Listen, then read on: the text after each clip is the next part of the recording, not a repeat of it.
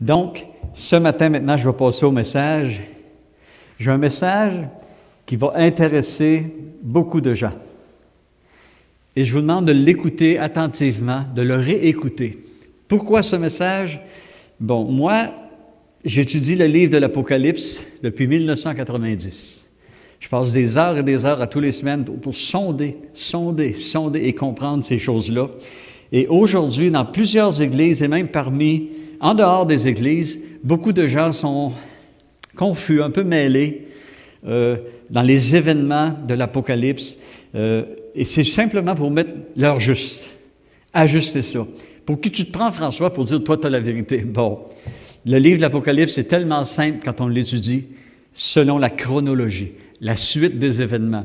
Et je regardais Pasteur Mario Massicotte, Raymond Bourgier, dans le temps David Wilkerson, Al Lisley. Ce sont tous des gens qui ont la même pensée, la même direction. Pasteur Samuel en France aussi.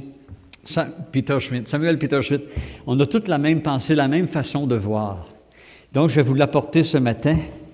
Et la première lecture que je vais faire, c'est 1 Thessaloniciens, chapitre 5. Et le titre du message, c'est « Le compte à rebours est commencé ». OK? 1 Thessaloniciens, chapitre 5, versets 2 et 3. « Car vous savez bien, vous-même, que le jour du Seigneur viendra comme un voleur dans la nuit. Quand les hommes diront paix, sûreté, alors une ruine soudaine les surprendra, comme les douleurs de l'enfantement surprennent la femme enceinte, et ils n'y échapperont point. » On va prier. Seigneur, aide-moi à ce que ça sorte comme tu l'as mis sur mon cœur, par l'inspiration de ton Esprit Saint, Seigneur, que tous ensemble on puisse comprendre où nous sommes, d'où on vient, d'où nous sommes et où on s'en va, quelle heure il est au juste. Aide-moi, inspire-moi, aide-nous, viens oindre ce message et ouvrir les yeux de chacun qui écoute ce message. Comme tu l'as écrit dans l'Évangile de Jean, ils leur ouvrirent l'esprit, afin qu'ils puissent comprendre les Écritures. Ouvre-nous tous l'esprit ce matin, je te le demande au nom de Jésus-Christ. Amen. Beaucoup pensent, avec tout ce qui se produit aujourd'hui, que nous sommes entrés dans les 7 années de tribulation. Je vais vous dire seulement une petite chose, avec amour. Si nous sommes dans les 7 années de tribulation, l'Église de Jésus-Christ, personne n'est enlevé, parce que l'enlèvement est avant. Les morts en Christ, pas un ressuscité. Il y a quelque chose qui ne marche pas. Dieu aurait manqué son coup. Ça serait le chaos total spirituel. Donc, c'est comme impossible. OK? Le passage qu'on vient de lire, ça dit que les hommes diront paix et sûreté, ou sûreté, c'est la même chose que sécurité dans l'origine du mot. Quand ils diront paix et sûreté, d'autres versions vont dire paix et sécurité. Ici, on ne dit pas qu'il y aura paix et sécurité, mais on dit que les hommes diront paix et sécurité. Et le contexte de cela veut dire que le monde va en avoir tellement, on va dire comme les Français, tellement marre, ils vont être tellement écœurés de tout ce qui se passe. On l'a vu hier un peu, les camionneurs, on est écœurés, on est fatigués, on veut que ça arrête. Les gens partout dans le monde vont crier « Paix et sûreté, s'il vous plaît! Paix et sécurité, s'il vous plaît! » Ils vont se sentir sans paix, sans sécurité, alors ils vont demander la paix et la sécurité. Comprenez-vous maintenant? C'est très différent. Ils ne diront pas paix et sûreté parce qu'ils vont être dans la paix et la sûreté. Ils vont dire, c'est comme une réclamation. On veut la paix. On veut la sûreté. Et c'est exactement, nous sommes en train de vivre des choses très, très semblables. Ça va être un désir, une soif. Le chaos mondial qui s'est installé et qui s'installe de plus en plus fut planifié par les grands de ce monde. Mais tout ce qui arrive est toujours et sera toujours sous le regard et sous le contrôle de Dieu. Et c'est là qu'on va chercher, nous, notre assurance. Dieu est en contrôle de tout. Il n'y a rien qui échappe à son regard. Ils sont en train de créer un chaos mondial pour apporter l'ordre dans le chaos. Ordo ab chaos. Amener l'ordre dans le chaos. L'ordre dans le désordre. Un gouvernement mondial, OK, qui planifie présentement prendre le contrôle de tous les individus de la planète bleue. La Terre. Nous sommes présentement dans cette situation que vous voyez à l'écran. Nous sommes dans un entonnoir et on descend vers le bas. OK?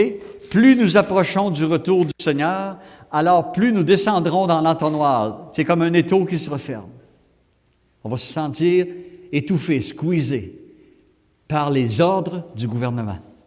Au fond de l'entonnoir, plus on descend, ce sera le début des 7 années de tribulation. OK? On n'est pas encore dans les 7 années de tribulation. Ceux qui comparent, vous allez voir qu'on est dans un pique-nique comparé à ce qui s'en vient. Nous sommes dans l'entonnoir. Les gens, voyant ce chaos mondial, ce désordre planétaire, vivent dans la crainte, dans l'angoisse, dans le désespoir, des crises de colère. Ils commencent à supplier, ils commencent à désirer, à demander, à rêver. Donnez-nous donc la paix et la sécurité. Et ils diront paix et sécurité. Pourquoi? Parce qu'il n'y aura plus aucune paix, aucune sécurité sur la terre. Et c'est ça le contexte de Thessaloniciens qu'on a lu. Dieu contrôle tout. Amos, le prophète Amos a sorti sa plume, inspiré de l'Esprit, puis il a dit ceci. « Arrive-t-il un malheur dans une ville sans que l'Éternel en soit l'auteur? Car le Seigneur, l'Éternel, ne fait rien sans avoir révélé son secret à ses serviteurs, les prophètes. » Maintenant, quand il dit qu'il en est l'auteur, ça ne veut pas dire que Dieu a fait « Oui, monsieur, je vais leur envoyer des malheurs, je vais envoyer des tremblements de terre, je vais envoyer des épreuves, des raz de marée. » Non. Auteur, j'ai fouillé dans l'hébreu et dans le grec. Et voici la définition. Auteur vient du mot « asa », « avzoa » en hébreu. Faire, façonner, accomplir, fabriquer, œuvrer, produire, traiter, agir et effectuer. Dieu voit les événements, il en laisse passer et il en arrête. Présentement, il laisse passer des choses parce qu'il y a un but, il y a un point, il y a une vision, on s'en va vers la fin. Donc, il y a des choses qui vont se produire, il va y avoir des tremblements, des peurs, mais le peuple de Dieu doit se rassurer que Dieu est en contrôle de tout. Donc, arrive-t-il le malheur sans que l'Éternel soit en contrôle?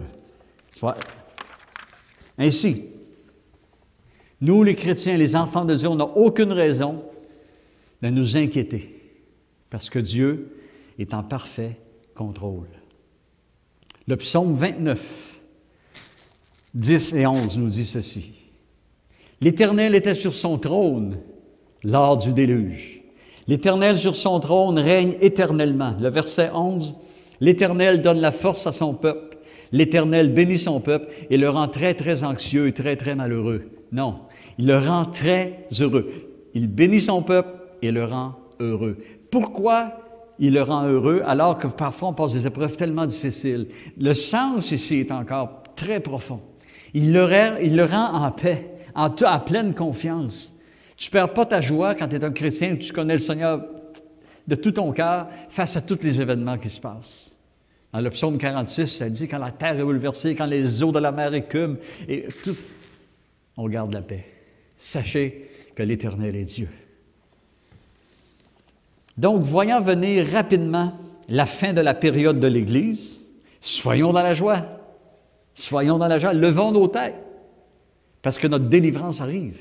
Notre délivrance approche.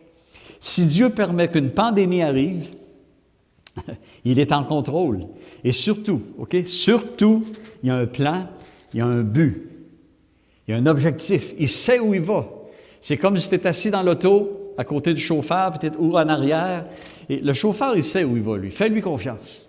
Il sait où il va. Il a mis le GPS, puis il sait où il va. Dieu a un bon GPS. Dieu, il sait où il va. Il y a un but, un plan, un objectif, il y a une vision, il va l'atteindre. On va se sentir squeezé, secoué, mais on est dans sa main. Des chrétiens semblent avoir oublié cela. Aujourd'hui, masque, distanciation, confinement, couvre-feu, vaccin, passeport vaccinal. Pensez-vous que Dieu ne voit pas cela? Il le voit. Il gère tout. Dieu gère tout. Il voit tout ça. Et là, on va entendre, « Ah, moi, je ne veux pas, j'ai peur de ça, je ne veux pas de la puce, j'ai peur qu'ils nous mettent la puce, j'ai peur, c'est un début du contrôle mondial, ils veulent nous contrôler par satellite, puis bon. » C'est comprenable, tout ce que vous dites, tout ce que vous pensez, tout ce qu'on peut croire. Mais l'important, focus sur que tu es dans la main de Dieu. Tu es dans la main de Dieu. Nous nous sommes souvent demandé comment ils vont s'y prendre, les grands de ce monde, pour en arriver à ce qu'une population mondiale accepte d'être pucée ou barquée ou sur le front ou sur la main. Comment est-ce qu'ils vont s'y prendre? On s'est souvent demandé. Ils vont s'y prendre par, présentement, ils essaient, ils font des tests par une pandémie provoquée, vaccination obligatoire. Ils vont essayer par la peur, ils vont essayer par la santé, par la menace, les codes QR. En passant, le code QR n'est pas une puce, c'est une marque. Et dans Apocalypse 13, 16, ils vont imposer une marque. D'une part, il parle d'une puce. Ça peut, je ne dis pas que ce ne sera pas une puce. Mais on n'est pas là encore. Si toi, tu vas être là, c'est ton choix. Moi, je ne serai pas là. Ils vont s'y prendre par la peur, la menace, les finances, le contexte de l'économie. C'est une ruse. Maintenant, Apocalypse 13, 16 et 17. OK, Apocalypse 13, 16 et 17. Merci, mon frère. Elle fit. Qui ça, elle? Ce qu'il appelle la bête, en Apocalypse 1. Elle fit, puis Apocalypse 13, verset 1, et Apocalypse 13, verset 16 à la suite. Il y a deux bêtes, on va voir tantôt la différence. Elle fit que tous, petits et grands, riches et pauvres, libres et esclaves, reçussent une marque sur leur main droite ou sur leur front, et que personne ne put acheter ni vendre sans avoir la marque. Voyez-vous le mot « puce » vous autres? Sans avoir la marque, le nom de la bête et le nombre de son nom. OK. Le compte à rebours est commencé. Je veux vous expliquer quelque chose qui m'est venu il y a à peu près 3-4 ans. Je l'avais prêché à l'église de Saint-Honoré à l'époque. Prenez un jeu de dominos. Un jeu de dominos, mettons 22 dominos.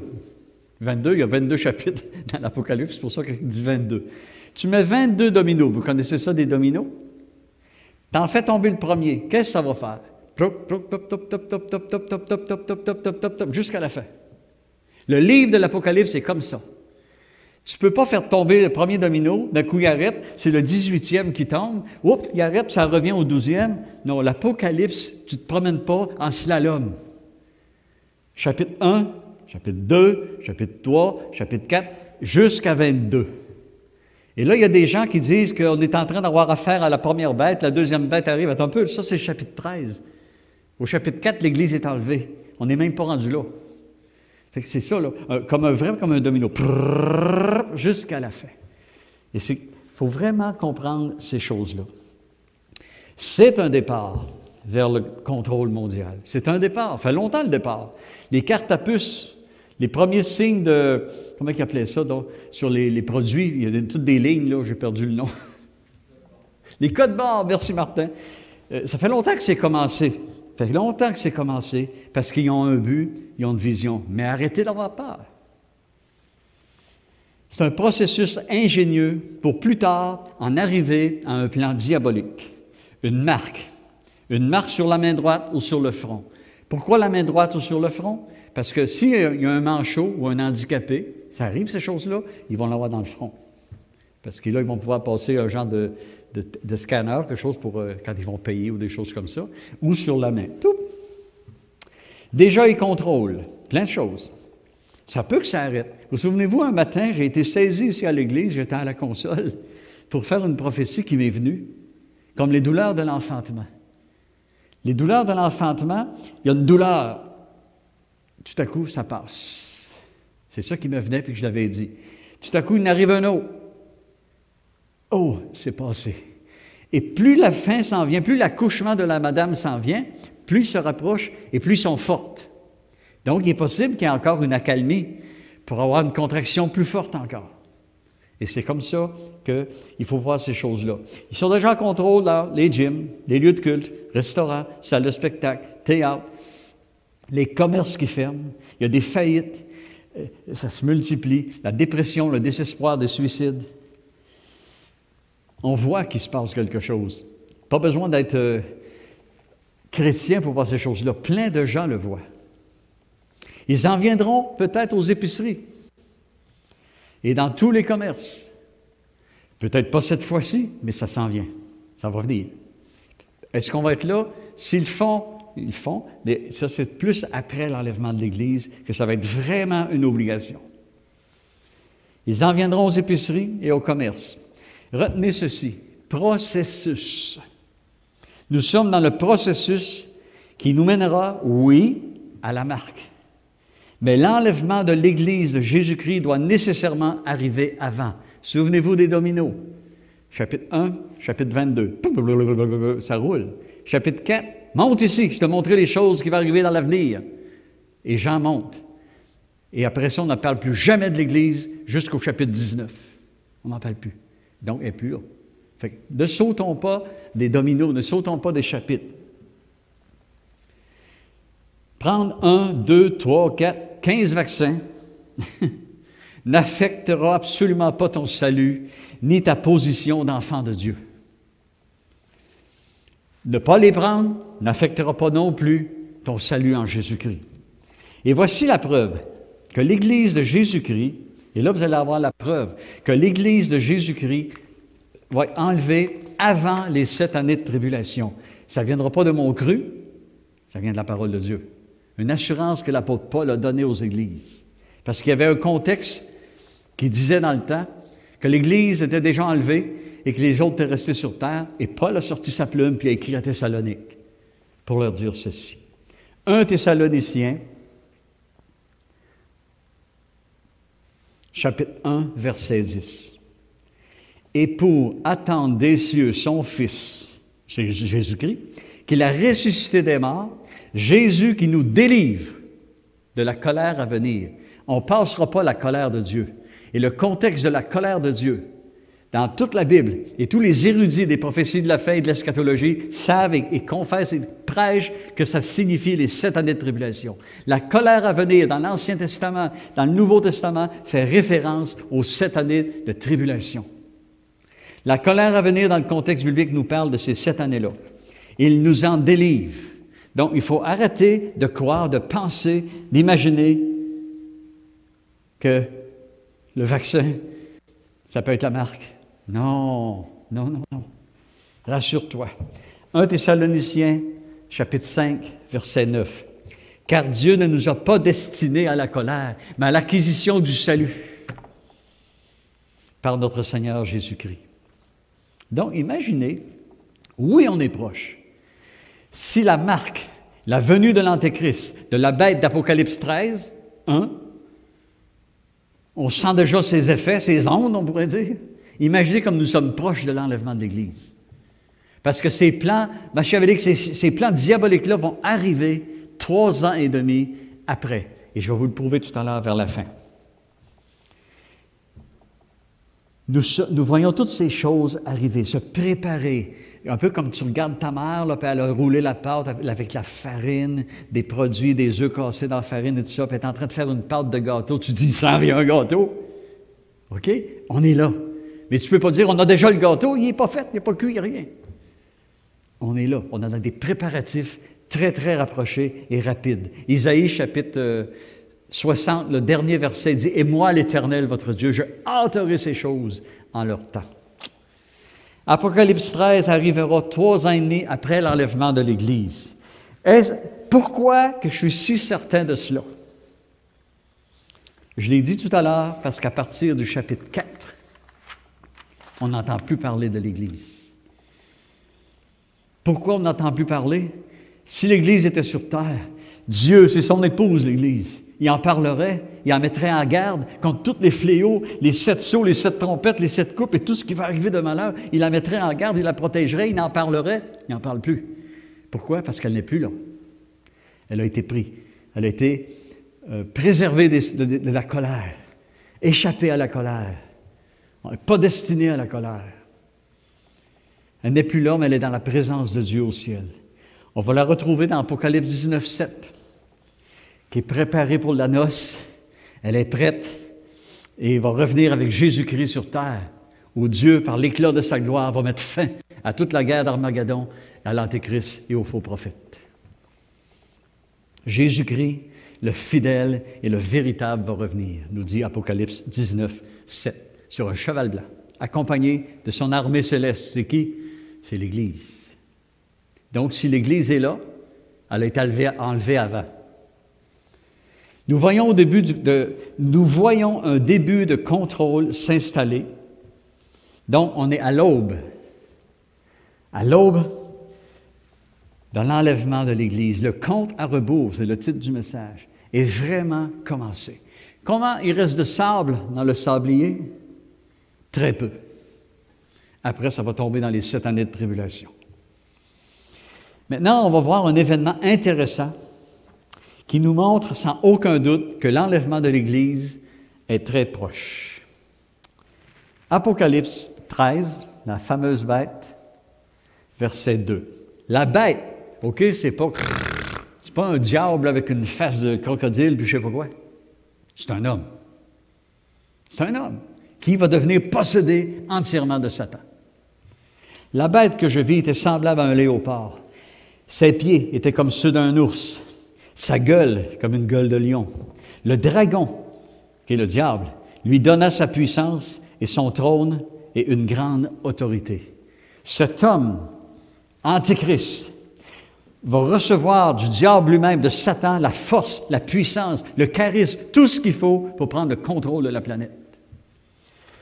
Maintenant, si vous avez la chance d'aller à New York, je ne suis pas allé là, mais c'est prouvé, vous allez sur Internet et vous allez le voir, ils ont sculpté une grosse statue et je vais vous la montrer tout à l'heure. Et sur le journal L'Actualité de la Tribune, le 13 décembre 2021, ça fait pas longtemps, ça fait un mois et demi, là, ils ont écrit ceci. Une bête féroce appelée gardien de la paix et de la sécurité. Oups! Quand ils diront paix et sécurité. OK? International. C'est ça le titre qu'ils lui ont donné. Paix et sécurité internationale est installée présentement, elle est là, sur la place des visiteurs des Nations Unies. Ça vient de l'actualité Tribune. Quand ils diront paix et sécurité. Ils ont installé ça là. Regardez bien. Ça, là, c'est à l'ONU. Ceux qui ont la chance, qui peuvent y aller, allez voir sur Internet, fouillez, là, statue de la bête à l'ONU. Allez voir, allez lire les articles. Il y a 2-3 pages. Et c'est vraiment, ils ont mis ça là pour dire que maintenant, ils vont avoir une force tellement grande, comme une bête, qui va prendre le contrôle et qui va amener à l'humanité la paix et la sécurité. Et dans Apocalypse 13, 2, qu'ils mettent là, on le voit sur la bête que je vis était semblable à un léopard, ses pieds étaient comme ceux d'un ours, sa gueule comme une gueule de lion. C'est exactement ce qu'ils ont reproduit. Apocalypse 13, 2. Et le dragon lui donna sa puissance, son trône. Il compare ici l'homme qui va venir, ce gouvernement mondial qui va venir, va être puissant et fort, comme cette bête qu'on voit à l'œil. Mais il ne sera pas une bête, il va être un humain possédé du diable. Voyez comme le temps est proche. Les Nations Unies, OK, projettent un monde que la paix, projettent au monde que la paix et la sécurité n'arriveront qu'avec l'adhérence au gouvernement mondial. Nous sommes dans les préparatifs. Ils ont plein de choses qui vont peut-être essayer encore pour en venir vraiment à ce que toute l'humanité fléchisse les genoux, adore cet homme parce qu'il va faire des prodiges, des signes et des miracles. Avez-vous remarqué que jamais dans toute l'histoire des nations, il y a eu unité parfaite entre elles? Présentement, il y a unité parfaite dans toutes les nations. Vous lirez le psaume 2. Le psaume 2 dit que toutes les nations se sont liguées pour se débarrasser de Dieu et de son oint, Jésus. Et ça dit que Dieu, dans les cieux, rit et se moque d'eux. Ils ne pourront jamais enlever Dieu et son oint, Jésus-Christ. C'est la première fois dans l'histoire de l'humanité que toutes les nations sont d'accord sur un même point. La première fois, avec l'histoire de la COVID et avec l'histoire des vaccins et avec l'histoire d'enlever Dieu, la religion, tout ça. Elles sont toutes d'accord réunies dans un même but, dans un même objectif. Maintenant, aucune marque, quelle qu'elle soit, ne peut te faire perdre ton salut. Aucune. Aucune puce, quelle qu'elle soit, ne peut te faire perdre ton salut. C'est pas la marque, c'est pas la puce, appelons ça comme tu veux, qui va faire perdre le salut à une âme. C'est l'adhérence. C'est ça qu'il faut comprendre. Une marque ne fait pas perdre le salut. Mais il faudra que l'individu qui acceptera la marque, 3 ans et demi après l'enlèvement de l'Église, il va falloir qu'il renonce à Christ, à Jésus-Christ, à Dieu, à la Bible, à la religion, pour se tourner vers le gouvernement mondial, vers cet homme, vers ce charisme, vers le nouvel ordre mondial, adhérer et même en arriver à l'adorer en le prenant pour Dieu. C'est plutôt renoncer à Jésus-Christ qui va les faire perdre leur salut ou condamner, et ça ne sera pas réversible. Ça ne sera pas réversible. Renoncer à Christ, à la Bible, renoncer à toute religion pour ne suivre que l'ordre mondial, le gouvernement de l'Antéchrist. Et c'est ça, adorer la bête et son image. Ce sera cette confession qui perdra une âme pour l'éternité. Ils l'ont essayé avec Daniel dans l'Ancien Testament, avec Shadrach, Meshach et Abednego quand ils ont été jetés dans la fournaise. Daniel dans la fosse au lion. Ils n'ont pas renié. Ils devaient adorer la statue de Nabuchodonosor. Non, au prix de leur vie. Et dans les 7 années de tribulation, il va y avoir des gens qui vont renoncer à plier au prix de leur vie. Et on les voit dans Apocalypse, chapitre 7. Ils sont au ciel revêtus de robes blanches parce qu'ils ont dit non, ils ont résisté. L'apôtre Jean nous donne une recommandation de 1 Jean 2, 28. Et maintenant, petits enfants, demeurez en lui, afin que lorsqu'il paraîtra, nous ayons de l'assurance et qu'à son avènement, nous ne soyons pas confus ou éloignés de lui. Petits enfants, demeurez en lui. Reste proche de lui, lis ta Bible, prie, sors de tous ces contextes mondains, ne t'associe pas avec les affaires du monde, mets pas cette philosophie du monde en toi, accroche-toi à Jésus-Christ, aime-le, adore-le, lis sa parole, loue son nom, demeure en lui, demeure dans la parole de Dieu. Et maintenant, petits enfants, demeurez en lui. Et lorsqu'il paraîtra, afin que lorsqu'il paraîtra, nous ayons de l'assurance et que nous ne soyons pas éloignés de lui. Frères et sœurs qui écoutez cela, peut-être que tu n'as jamais participé à une église évangélique, peut-être qu'il y a des mots que tu ne comprends pas, naître de nouveau, être sauvé. Sauvé de quoi? Y a-t-il un feu? Voici comment avoir l'assurance que lorsque tu vas décéder, que lorsque tu vas quitter cette terre, peu importe la façon, tu vas rentrer dans la présence de Dieu. Jésus-Christ est venu, il a vu la terre séparé de Dieu à cause du péché. Il a vu tous les malheurs, tout ce qui se passait, le mal. Et chaque être humain, on a le mal en nous. Une tendance à mentir, une tendance à la calomnie, une tendance à la médisance, une tendance à frauder l'impôt, une tendance à être hypocrite. C'est dans l'être humain. Et ça nous sépare de Dieu.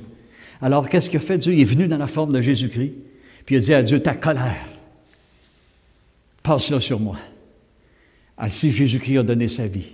Il a été martyrisé, il a été fouetté, battu, arraché la barbe, crucifié, transpercé.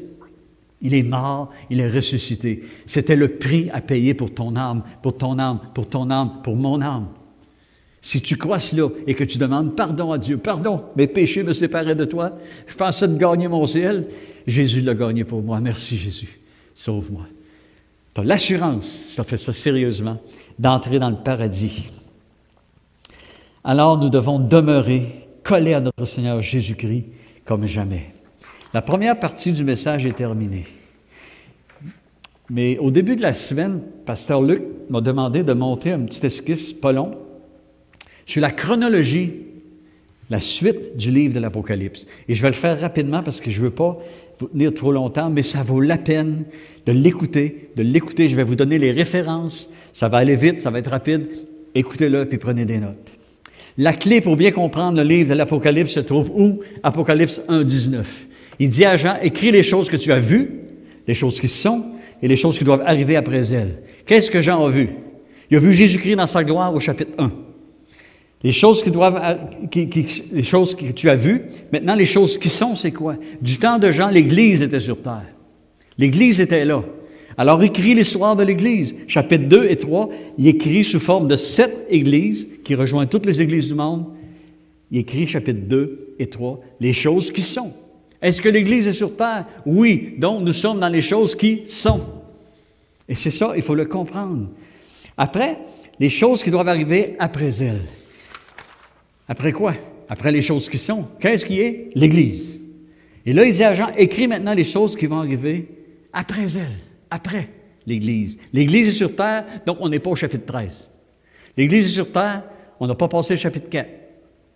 Arrive le chapitre 4, il dit à Jean, monte ici, je te ferai voir maintenant les choses qui doivent arriver.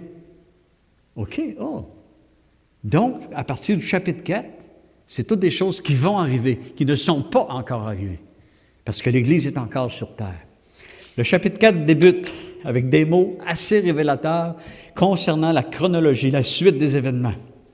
Le chapitre 4, il dit les choses qui doivent arriver dans la suite. Monte ici, Jean, je vais te faire voir les choses qui doivent arriver dans la suite. Après l'Église, il montre à Jean les choses qui vont arriver dans la suite. Ces deux mots sont clés. Après cela, après l'Église. Donc, après l'histoire de l'Église signifie que son histoire se termine à la fin du chapitre 3 et que présentement, l'Église est encore sur terre. Et si l'Église est encore sur terre, les 7 années de tribulation ne sont pas débutées. Au chapitre 4, dans ce chapitre, Jean a une vision du trône dans le ciel avec Christ, dans sa gloire. Il trône. Les versets 2, 3 du chapitre 4 et du chapitre 5, l'Église est représentée par des personnages, 24 vieillards assis sur des trônes.